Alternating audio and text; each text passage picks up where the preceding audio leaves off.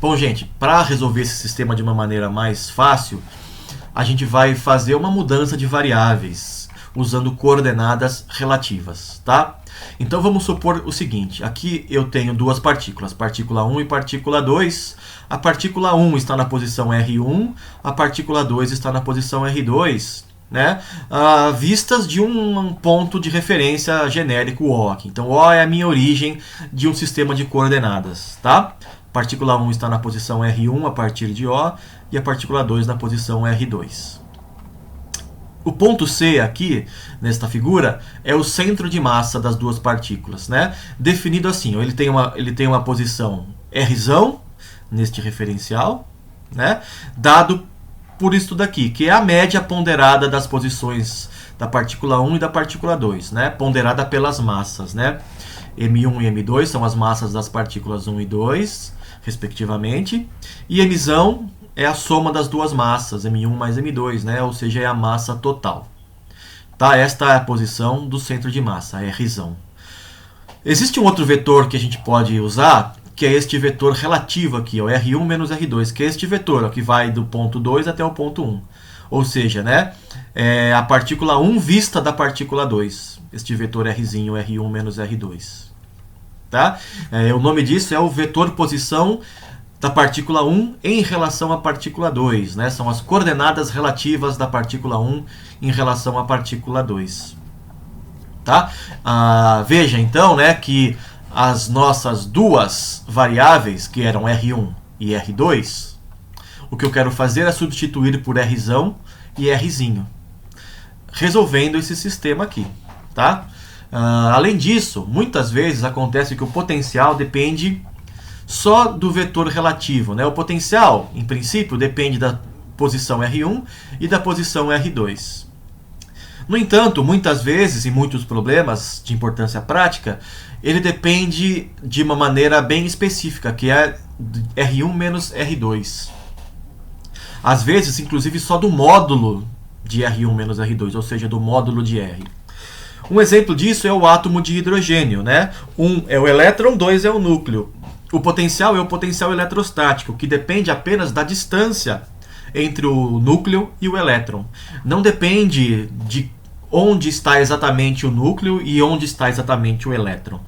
Só depende da distância, ou seja, do módulo deste vetor Rzinho. Percebe? Ou seja, o módulo de R1 menos R2.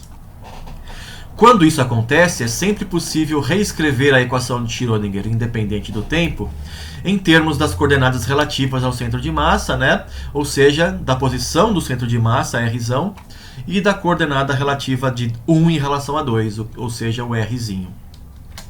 Vamos ver como fazer isso. A gente então tem que reescrever esta parte do problema, né, que é a parte da energia cinética. Vejam aqui, né, a energia cinética, que é a primeira parte do Hamiltoniano, em termos das coordenadas Rzão e Rzinho, do centro de massa e coordenada relativa. Né? Aqui eu só coloquei em evidência o menos h cortado ao quadrado sobre 2, né? Mas não mudou nada. A mudança vem agora, usando a regra da cadeia para derivadas. Tá? Vamos começar aqui por baixo. Ó. Se eu tenho uma função f de u e de v, uma função qualquer de duas variáveis u e v, e, ao mesmo tempo, u é uma função de x e de y e v também. Né? V é uma função de x e de y. Eu quero calcular del f e del x. Né? Veja que f está escrito em termos de u e v, mas u depende de x e y e v também. Então, del f e del x, usando a regra da cadeia de funções de várias variáveis, é o del f del u del x, mais del f del v del x. Isso é uma coisa que vocês veem em cálculo 2. Da mesma maneira, del f del y é o del f del u del y, mais del f del v del y. Tá? Isso lá do cálculo 2. Agora, veja que o gradiente da partícula 1 é derivada em relação às coordenadas R1. E a mesma coisa para o gradiente 2, gradiente Rão, gradiente Rinho. Né? É sempre as derivadas em relação às coordenadas.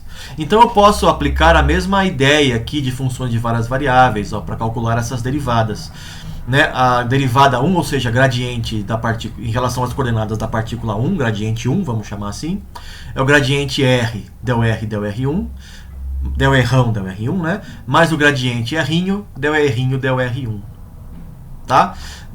A mesma coisa para 2, né? Gradiente 2, ou seja, derivada de alguma coisa em relação às coordenadas da partícula 2. É o gradiente Rão, del R2, mais gradiente R'inho, del R'inho, del R2. Então a gente vai aplicar isso para calcular o gradiente 1 e o gradiente 2 em função do gradiente Rão e o gradiente R'inho. Tá? Sabendo que o Rão é isto daqui e o R'inho é isto daqui. Tá? Ou seja, né? Gradiente 1 é o gradiente Rão vezes a derivada do Rão em relação ao R'inho, que é o M1 sobre Mzão, mais o gradiente R'inho vezes o del R'inho del R1, que é 1. Olhando aqui, né? Del R'inho, del R1 é 1. Tá? Agora, o gradiente 2 é o gradiente Rão, derivada de Rão em relação a R2, que é o M2 sobre M, mais gradiente R'inho, derivada de R'inho em relação a R2, que é menos 1. Portanto, aparece esse sinal de menos aqui. Tá bom? Para os laplacianos, é só fazer a multiplicação, né? O produto escalar de gradiente por gradiente nos dá o laplaciano. Então você vai pegar essa expressão aqui e elevar ao quadrado, né? Basicamente é isso.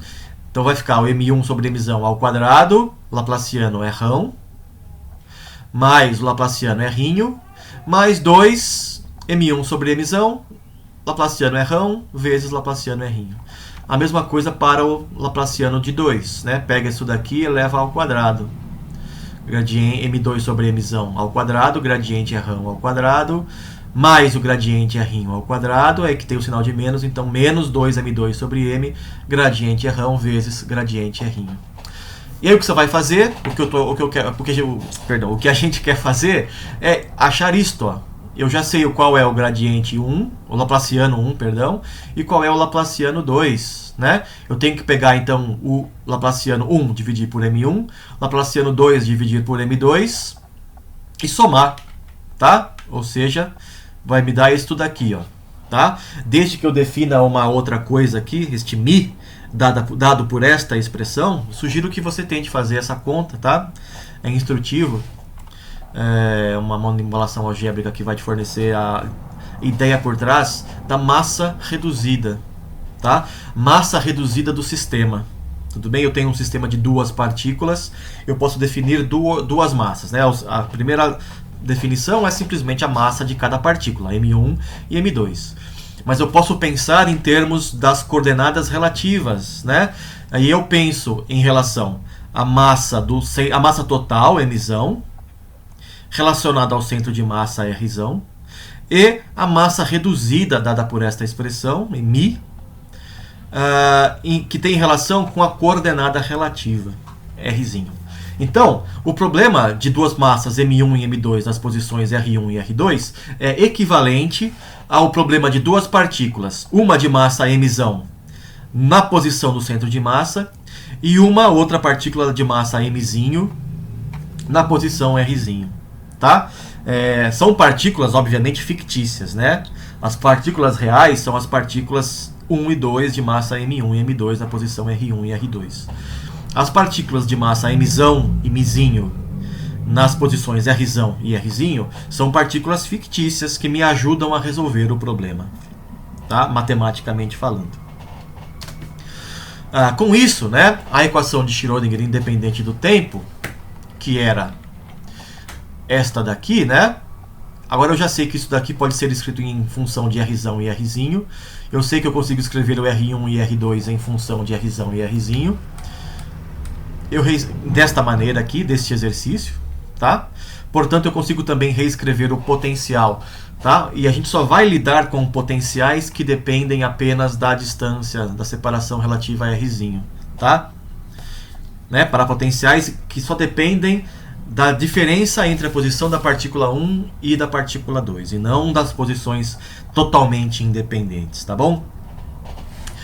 Esta daqui, então, é a equação de Schrödinger independente que a gente vai tentar resolver para este problema, tá bom? Para o problema de duas partículas, tá? Vamos fazer isso no próximo vídeo, tá bom? Até a próxima, valeu!